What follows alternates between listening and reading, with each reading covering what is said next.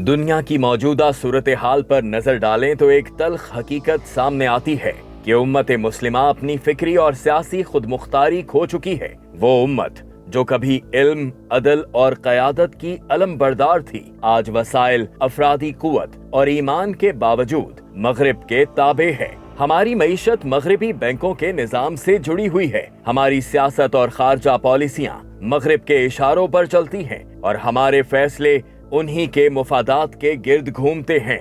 वो उम्मत जिसके पास कुरान मजीद की हिदायत और सुन्नते रसूल सल्लल्लाहु अलैहि वसल्लम का कामिल नमूना था, आज मगरिबी कानून, जमहूरियत और सरमायादाराना निजाम को निजात का जरिया समझ बैठी है।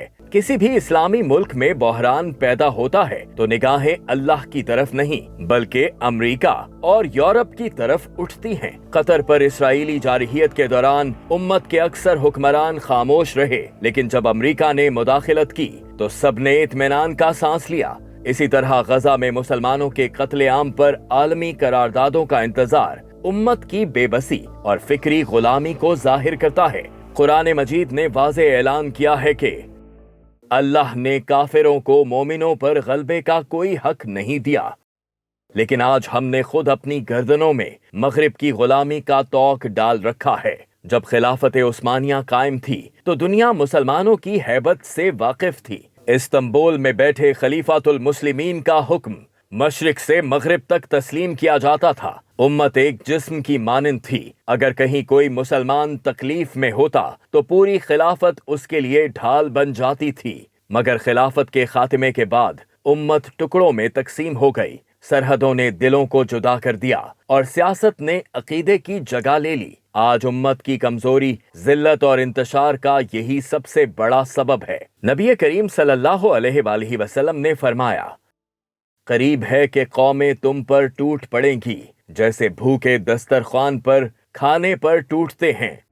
तो सहाबा कराम रिजवानुल्लाह अलैहिम अजमाइन ने अर्ज किया, या रसूल अल्लाह सल्लल्लाहु अलैहि वसल्लम, क्या उस वक्त हम तादाद में कम होंगे?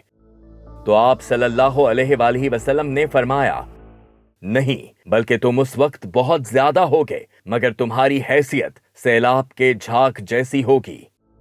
इन हालात में उम्मत मुस्लिमा की निजात का वाहिद हल सिर्फ और सिर्फ निजाम खिलाफत है, यानी अल्लाह की धरती पर अल्लाह के निजाम को दोबारा नाफिज करके ही उम्मत की इज्जत, वकार और आजादी दोबारा बहाल हो सकती है। जब हम दोबारा एक अल्लाह, एक रसूल सल्लल्लाहु अलैहि वसल्लम, एक दस्तूर और एक निजाम के परचम तले मुत्तहिद होंगे, तब ही दुनिया में इज्जत, अमन और दुनिया की कयादत हमारा मुकद्दर बनेगी।